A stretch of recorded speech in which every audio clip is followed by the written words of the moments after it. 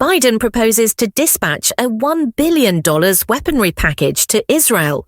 The White House has informed Congress that it intends to transfer over $1 billion, £800 million, in new weapons to Israel. This is despite the US's opposition to Israel's full-scale invasion of Rafah, a city in southern Gaza. It announced last week that it had halted a supply of bombs to Israel due to worries that they would harm civilians if deployed in heavily populated areas. The revised deal, confirmed by US media, still needs to be approved by Congress.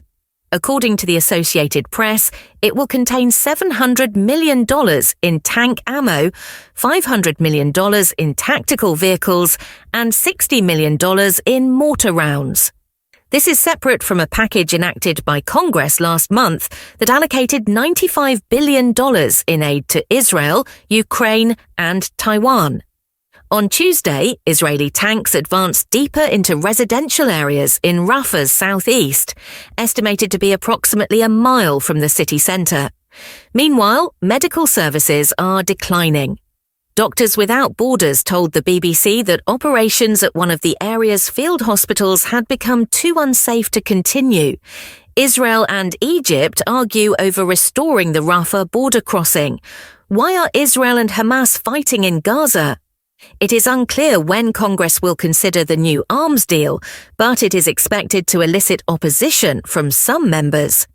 Democratic Senator Chris Van Hollen criticized the move, telling the Washington Post that the US should not proceed with any future armament exports unless the Netanyahu administration addressed President Biden's concerns regarding Rafah and the provision of humanitarian aid. A US State Department investigation released last week revealed that some American-made weaponry delivered to Israel may have been used in violation of international law. While the report was a strong indictment of some Israeli activities in Gaza, it did not clearly state that the Israel Defense Forces, IDF, campaign violated international law. It noted that Israel's promises regarding abiding to the legal use of US weaponry were credible and reliable.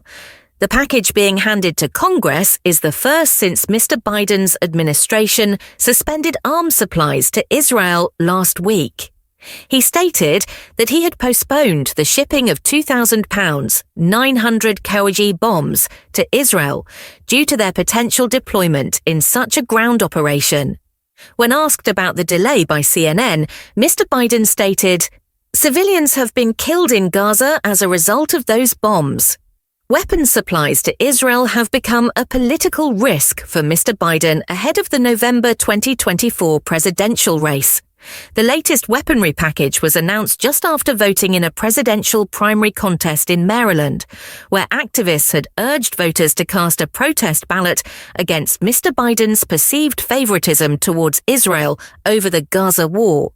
Republican members in Congress have filed legislation to avoid future delays in weapons shipments to the U.S. ally.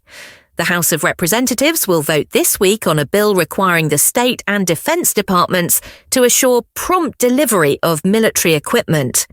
The White House has promised to veto the bill if it makes it through the Senate, which is improbable.